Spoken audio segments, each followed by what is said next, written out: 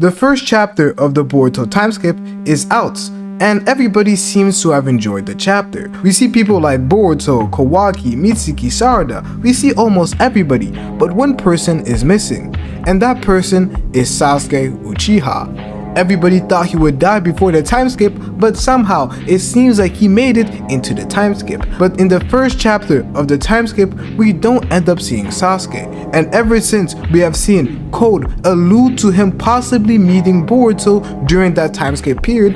A lot of people are starting to question if he is really alive. And this is something that a lot of people believe. As we can see here, Tsunade says that Sasuke died. I can tell in his eyes that his master is gone.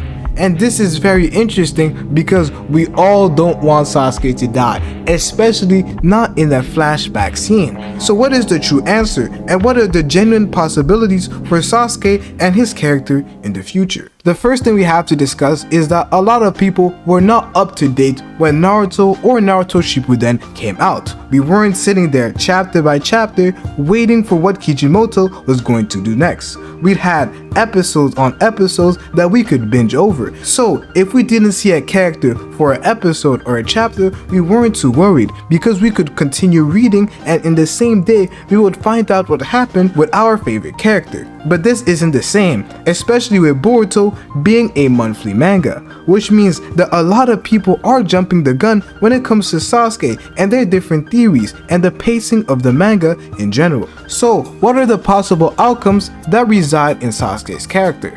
The first thing we have to discuss is the genuine possibility that Sasuke has died, and we'll discuss the weaknesses of this idea and the strengths. First of all, if Sasuke died, the only true candidate for the person who may have killed Sasuke would have to be Code. Code seemed to have met up with Boruto and Sasuke during the timeskip, and it would have allowed Code to possibly kill Sasuke and receive his scar from Sasuke or during that altercation.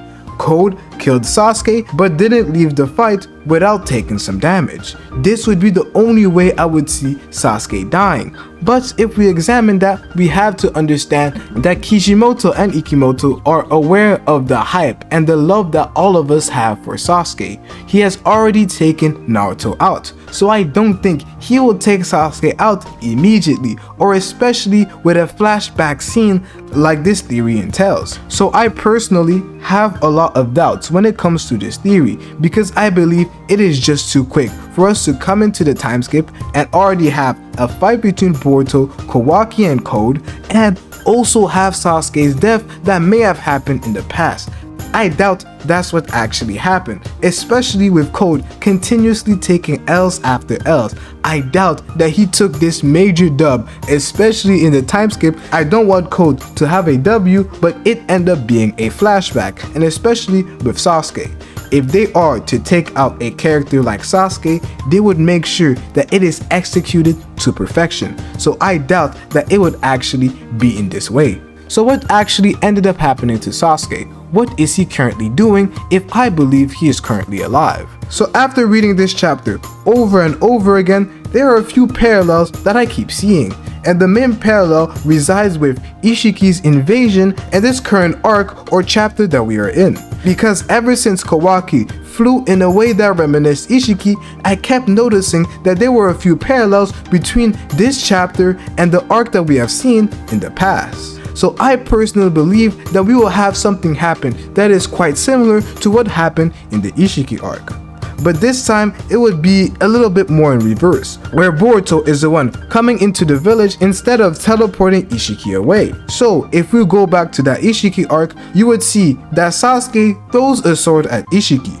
Then we have Ishiki who tries to shrink that sword, and that sword ends up being Boruto, so he is unable to do that, then gets transported into a different dimension. I believe that we could have something similar happen, but instead of it being Boruto who is the sword, we have Sasuke who ends up being Boruto's sword. I'm not saying that this is going to be a permanent change for the rest of the series. Sasuke is not going to be Boruto's sword for the rest of the series. I just personally think that we could have Boruto and Sasuke pull off a similar combination that they did in the past. But this time, the roles are reversed between Sasuke and Boruto, where Boruto may be the one to throw the sword and Sasuke appears helping Boruto fight Code and his claw grimes. This would be a great showdown because we would not have Code, Kawaki, Boruto, Shikamaru, Sarada, and everything would just go down in the village, which could potentially be why the village is destroyed, because we see all this chaos in this same village.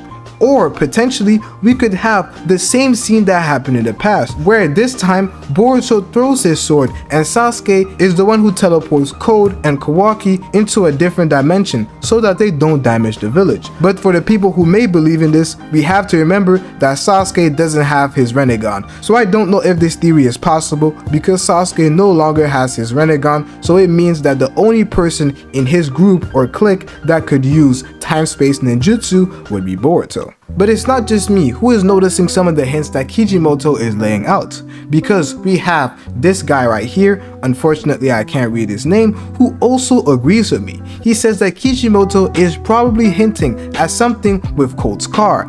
I think Momoshiki finds a way to transfer himself into Code's body, slowly building up strength to take him as his perfect vessel. I think this is a genuine possibility, and I won't lie, I had this theory for a pretty long time, and I know a lot of other people also had this theory. We know that Boruto is the main character, so Momoshiki won't take over Boruto's body permanently. But I do believe that Momoshiki may see Code as a potential vessel that he may try to transfer his body to in the future. But the only problem I had with this theory is that we've already seen Code be an imperfect vessel, a vessel that didn't work, as he wasn't a suitable vessel for Ishiki, which is why Kawaki ended up being his vessel. So maybe Momoshiki and Code might not be a match. But if this theory is to be true, I do believe that Momoshiki would have passed his karma down to Code during the timeskip fight that Code and Boruto may have had, where Code received his scar. But I look back on the chapter and tried to see maybe a hint that the authors with Code with a black karma, but I didn't really end up seeing that. But the other quite interesting thing that a lot of people have also noticed, which is pointed out in this comment right here, is that not only is Sasuke not in this chapter, but Amado is not in this chapter too. And this is very interesting because when we see the infamous panel of Ida talking about the omnipotence, we see all the characters that have been affected. We see characters like Sai, who are not that influential. We see Hima, who is affected by the omnipotence. Sasuke, who was affected by the omnipotence too. We see all these various characters like Chocho, Inogen, Shikadai. We see all of these characters, but the one character we don't see is Amado. What happened to Amado? And if Amado is not in this picture right here, he is probably not affected by the omnipotence, which would only mean that he is an Otsutsuki.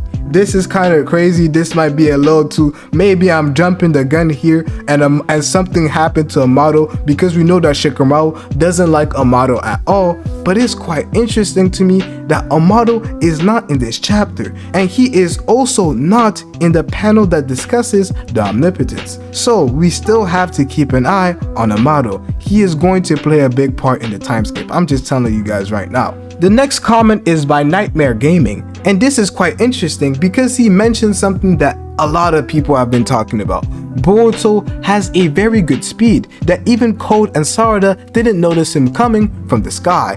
I am telling you, Boruto is broken. My most recent video talked about this and how it could potentially be a Jogan ability, but all I know is that Boruto is definitely a lot stronger. Naruto, in the past, when he came back from his time skip, all he could really do was increase the size. He didn't go that crazy, but Boruto, he had to go crazy. He is being pursued by thousands of people, by the entire ninja construct, so he definitely has to have gotten stronger. And it's quite interesting to me because we know that the power gap is expanding with Kawaki, who seems to be on Ishiki's level, even though a lot of people don't want to admit it, because we know what Ishiki was able to do. He survived Baryon Mode Naruto, which is quite impressive. And I've been hearing a lot of comments like this. I think this first chapter is the same as with Shippuden. So we got some spoiler scenes, and now we will find out what happened during the time skip. I don't believe that they would jump straight into the action in the first chapter after the break. So this is interesting, and as I've said, a lot of people have pointed this out. We have in Shippuden, not in the first chapter of the manga, but in the first episode of the series, we do have some sort of a flash forward that does end up taking place, where we see Naruto and the new Team 7 meet Sasuke. But I don't think this is necessarily the case for the Boruto series, because it seems like the whole chapter was a flash forward, and if you look back at that episode, I don't think the entire episode was a flash forward of things to come. Maybe I am wrong and I probably do have to go rewatch that episode, but I don't remember the episode being an entire flash forward. So maybe this could end up being the truth. I am happy with the pace that the manga have chosen because it also allows the anime to add a lot of things to it. So maybe this is the case, but let me know what you guys think. And it seems like a lot of people had this opinion because although he says that it's a 10 out of 10 chapter, he still thinks that the pacing was a bit too fast. He enjoys all the designs except Inogen and probably Shikadai. Shikadai had a cold fit. I know he still had the same hairstyle, but that's the classic Nara hairstyle. I like the Inogen and Shikadai fit, except I don't like that haircut, but it's not that bad in my opinion. It's still cool. Inogen's is not that important. I don't care too much about him, so if he has the L design, I can take it. But a lot of people have said that Hima's design is also not top tier. She, in my opinion, she does have a little cool design, nothing too spectacular. But what we do know is that Hima is going to be a major playing character. I think Kawaki may have to worry about her since she thinks Boruto has Kawaki's goal, which is protecting Naruto at all costs. Plus, in her mind, Boruto protected her and Naruto. Also, Boruto is Code for his entrance. Code just keeps getting done dirty.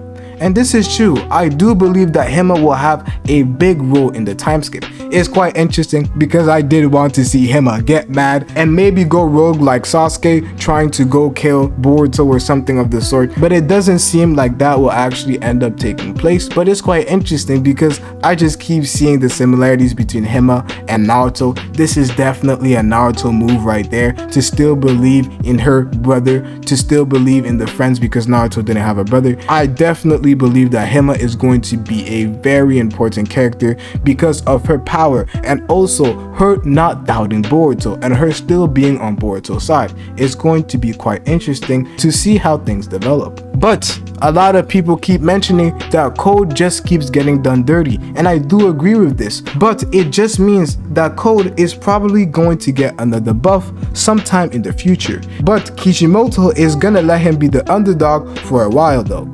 This is something that I agree with. I think Code needs some sort of buff. Code needs something. Maybe he does have the buff. Maybe we're jumping the gun. Maybe it was just maybe Boruto just caught him off guard, which I don't necessarily agree with. But Code definitely needs a buff in the future. But I am with Kishimoto. I haven't given up on Code. I know a lot of Code fans may be like me. I'm not the biggest Code fan, but I haven't given up on Code.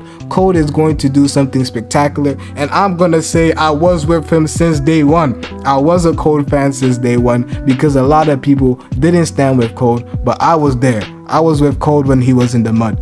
But this is quite interesting. As Maynez says, I think what's going to end up happening is Ida is going to make everybody forget about ninjas, almost as if ninjas never existed to begin with. That's why Boruto says, I am still a shinobi to Kawaki in the first episode. This is quite interesting because there was a small piece of foreshadowing that Kishimoto put in the chapter, and I don't know if a lot of people paid attention. But we do end up seeing that Ida says that they could use the omnipotence a second time to maybe add new memories or potentially take memories out. This is going to be quite interesting because if Ida is going to be a negative character or an evil character in the future, maybe she does end up working with Kawaki, and maybe this is the act that Kawaki and Ida have done in the time skip that causes Boruto to say, I didn't think you would go so far. Because even after the omnipotence reversal, Boruto is not mad at Kawaki and he is quite understanding. So it's going to be interesting to find out what Kawaki did that made Boruto really question why he had to go so far. The next one is by Blue Leo, about Boruto just entering the village. Mitsuki and Kawaki are on their way. Sumire might be on her way too. Ida seems interested. I still wish to know where Amado is. Where is Sasuke? But I doubt he is dead. Or we will just be told by Boruto that he is. Hima and Team 10 are still on their way probably, because it's going to be a big scene unless Boruto just decides to leave and leave Code to the people who have arrived. And I am still curious about Code's climax, just go on people and how strong the Ten Tails army really is. They didn't seem too powerful to me. And this is quite interesting because there are a lot of points that you bring up. And what's quite interesting to me is that everything is going down in the village, which means that it might just be some chaotic type of fight. I don't know how Kishimoto and Ikimoto are planning to add to this fight, but I feel like this arc is going to be a long one and it's going to be fight heavy, because a lot of people have been talking about how the arc that we were in before the time skip never truly finished. This is true, but I believe that it is intentional on Kishimoto's part, as this to me seems more like a continuation of the arc that we were still in. I still believe that we are on the Omnipotence arc. And we have another comment by Nightmare, which says, I think Boruto will have the ability to see events that are going to happen or sense danger across continents. This is something that I seem to agree with, because to me, it almost seems like Boruto is the Shadow Hokage in some way, as it seemed like Code is the one who summoned Boruto in that chapter. And before Sarada even got the opportunity to start crying, yelling, or whatever, Boruto appeared, which meant that Boruto had his eye on the village and was already paying attention to what was going on in the village, as he says a comment that refers to what Code said, which means that he was paying attention. So to me, it is very interesting to see what future abilities Boruto will get. We've already seen him see the future at times, and now it seems like he has the ability to watch over the village in some sort of way. I think that's what Boruto has been doing during the time skip, or whatever he seems to be. But that just confirms to me that Boruto has reached new levels of power, and to find out how strong Boruto is and how his journey of power has become, watch this video right here.